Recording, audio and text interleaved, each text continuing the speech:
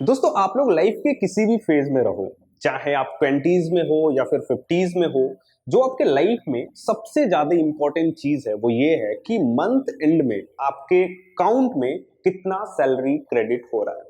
इस बात को आप लोग मानो या ना मानो, कहीं ना कहीं इस चीज से आपको सेटिस्फेक्शन मिलता है। आप अपनी फैमिली के नीड्स को कंप्लीट कर पाते हो, अपनी नीड्स को कंप्लीट कर पाते हो, जिस वजह से कहीं ना कहीं आपको खुशी मिलती है और भी ज्यादा आप अच्छा सैलरी पाने का ट्राई करते हो।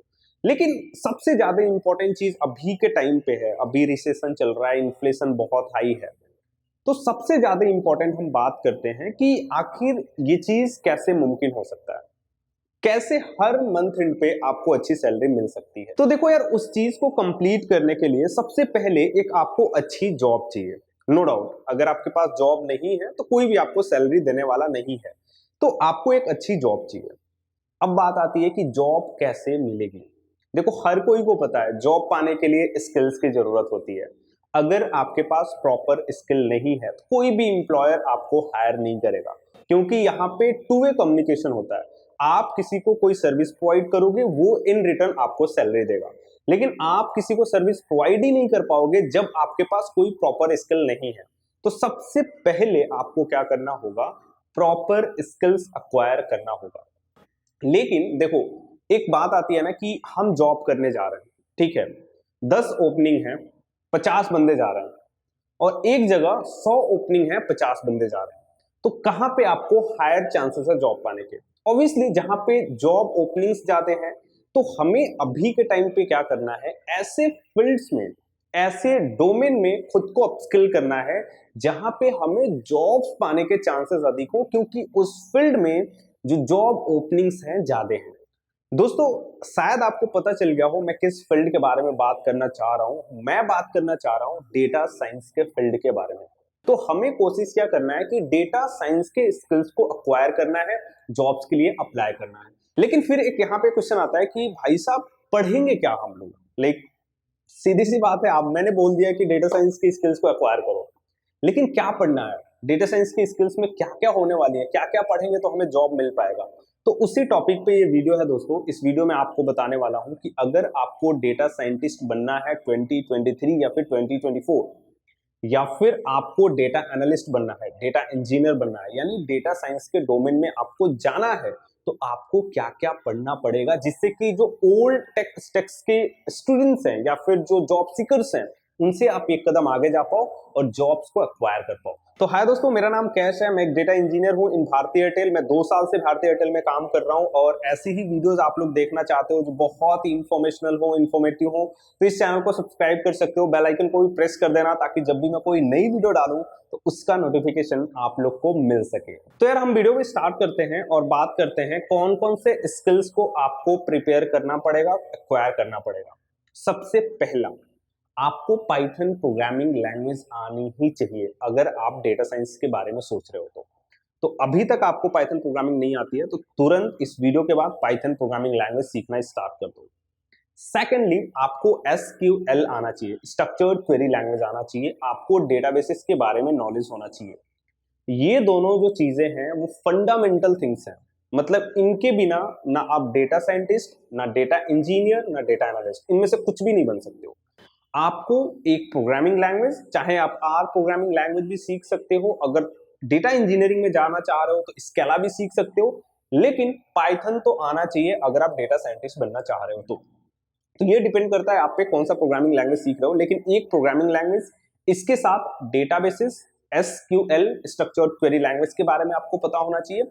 और अगर आप डेटा साइंटिस्ट बनना चाह रहे हो तो आपको स्टेटिस्टिक्स पढ़ना पड़ेगा। देखो, बहुत सारे लोग स्टेटिस्टिक्स से दूर भागते हैं, लेकिन आपको स्टेटिस्टिक्स पढ़ना पड़ेगा। बिना स्टेटिस्टिक्स के डेटा साइंटिस्ट नहीं बन पाओगे।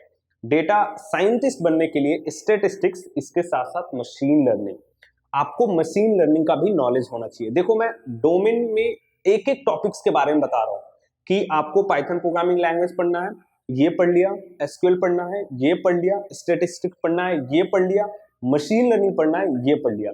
ये सारी चीजें एक एक करके आपको पढ़ना है। और दोस्तों, इसके बाद एक और बहुत ज्यादा इंपॉर्टेंट टॉपिक है जिसे बहुत सारे डेटा साइंटिस्ट इसको इग्नोर कर देते हैं, लेकिन बहुत ज्यादा इंपॉर्टेंट है, वो है EDA, एक्सप्लोरेटरी डेटा एनालिसिस, यानी अगर आपको कोई डेटा दिया जा रहा है तो उसको आप एनालाइज कर पा रहे हो कि नहीं, उसको एक्सप्लोर कर पा रहे हो कि नहीं।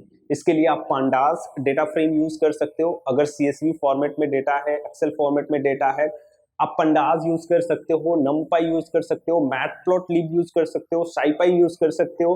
मतलब ये सारी पाइथन प्रोग्रामिंग लैंग्वेज की लाइब्रेरीज हैं, इनको आपको सीखना पड़ेगा। तो मैंने पाइथन प्रोग्रामिंग लैंग्वेज सीखने को बोला आपको, इसका मतलब ये हुआ कि इन लाइब्रेरीज को आपको सीखना है।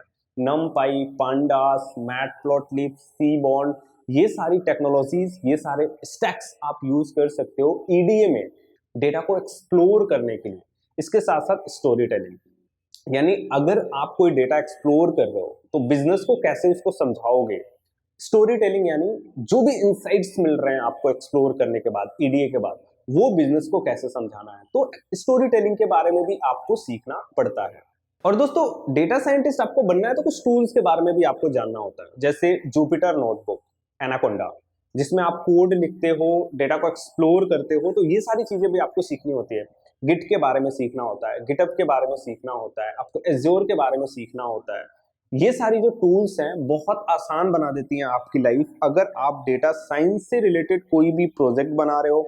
मैटप्लॉटलिब के बारे में सीखना होता है आपको पावर BI के बारे में सीखना होता है। और दोस्तों, अगर मैं बात करूं कि कौन कौन से आपको प्रोजेक्ट्स करने चाहिए, कुछ ऐसे प्रोजेक्ट्स जो कि बहुत ही हाईलाइटेड है, यानी इंडस्ट्री में अगर वो प्रोजेक्ट बना के आप लोग जाते हो अपने रिज्यूमे में उसको मेंशन करते हो, तो उससे ना आपको एक एज मिलता है।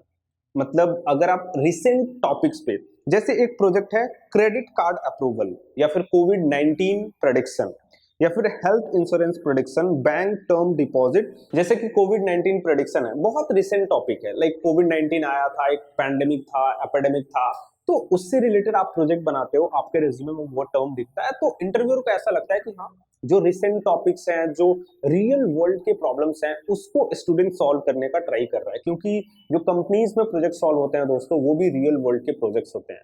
तो आप लोग ट्राई करो, कुछ ऐसे प्रोजेक्ट्स बनाओ जो रिसेंट टॉपिक्स पे हो, जो ऐसे टॉपिक्स हो जो कोई ना कोई प्रॉब्लम को सॉल्व कर रहे हो। और दोस्तों, अभी मैं कुछ रिसेंट ट्रेंड्स के बारे में आपको बात करता हूँ। जैसे बहुत सारे लोगों ने देखा होगा ये कि पावर BI, टैबलू, जो डेटा एनालिटिक्स में मोस्टली यूज होते हैं, उन पे बहुत सारे ओपनिंग्स हैं।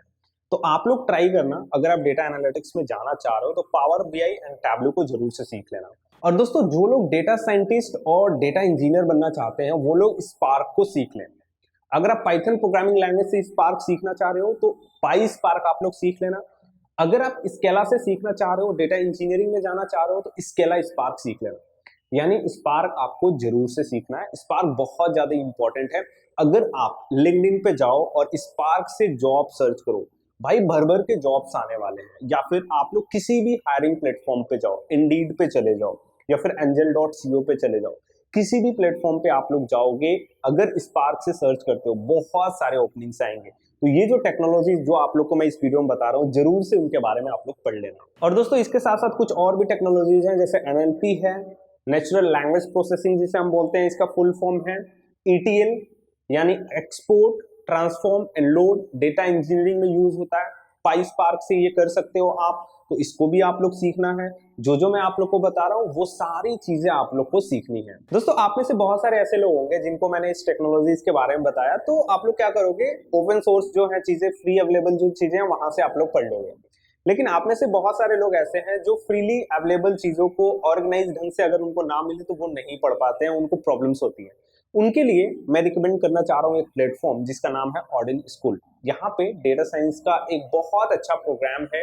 दोस्तों, यहाँ पे आपको 6 मंथ्स के लिए लाइव क्लासेस मिलती हैं, प्रोजेक्ट बेस्ड लर्निंग यहाँ पे होता है, और इसके साथ साथ यहाँ पे अनलिमिटेड अपॉर्चुनिटीज आपको मिलती हैं। लाइक अगर आप कोर्स को कंप्लीट करते हो तो ये लोग कोशिश करते हैं कि आपको रेफरल प्रोवाइड करें, आपके लिए कंपनीज लेकर आए। जैसे कॉलेज में कैंपस प्लेसमेंट होता है, और अगर आप कोई भी इंटरव्यू फेल कर जाते हो, लाइक रिजेक्ट हो जाते हो, तो आपको और भी अपॉर्चुनिटीज प्रोवाइड की जाती हैं जब तक आपको जॉब नहीं मिल जाती है। दोस्तों, अगर हम बात करें इस कोर्स के फी के बारे में, तो कोर्स की फी है 99,000 प्लस GST।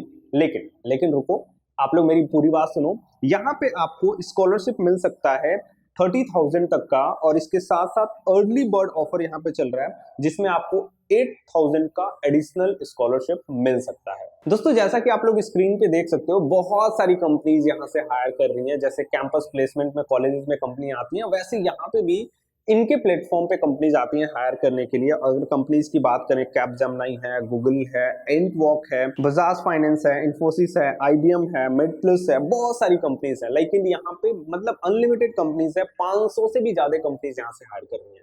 तो नो डाउट आपके पास बहुत ज्यादा अपॉर्चुनिटीज होता है यहाँ से जॉब पाने का। दोस्तों यहाँ पे जो स्टूडेंट्स प्लेस्ड हुए हैं उनके बारे में भी आप लोग पढ़ सकते हो। यहाँ पे सब चीज ट्रांसपेरेंट है। उन स्टूडेंट से आप लिंक्डइन पे कनेक्ट कर सकते हो, उनसे बात कर सकते हो, उनसे ऑर्डिन स्कूल के बारे में आप लोग फीडबैक ले सकते हो, रिव्यू ले सकते हो, जिससे कि आप मेरी बात पे ना जाओ, खुद वहां पे जो स्टूडेंट्स पढ़े हुए हैं उनसे बात करो, उनको कैसे पढ़ाया गया, उनको कैसे हेल्प की गई जॉब्स पाने में, और उसके बाद आपको ऐसा लगता है कि ये आपके लिए अच्छा हो सकता है, तो नो डाउट उसके बाद आप लोग ज्वाइन कर सकते हो। तो दोस्तों ऑर्डिन स्कूल का जो नेक्स्ट कोहॉर्ट है वो 26 अगस्त 2023 से स्टार्ट हो रहा है। उसका लिंक मैंने डिस्क्रिप्शन में दिया हुआ है, वहां से आप लोग चेक कर सकते हो। और ये वीडियो आपको अगर पसंद आई हो तो इसे लाइक करना, अपने दोस्तों के साथ भी शेयर करना जो लोग डेटा साइंस में अपना करियर बनाना चाहते हैं। अगर आप ऐसी ही वीडियोस देखना चाह रहे हो तो जरूर से इस चैनल को सब्सक्राइब करना। ऐसी ही वीडियोस आप लोग के लिए मैं लेकर आता रहूंगा। तो दोस्तों आज की इस वीडियो में बस इतना ही। मिलते हैं नई वीडियो में नए टॉपिक के साथ। तब तक के लिए bye, have a good day, stay home, stay safe and keep learning. Thank you.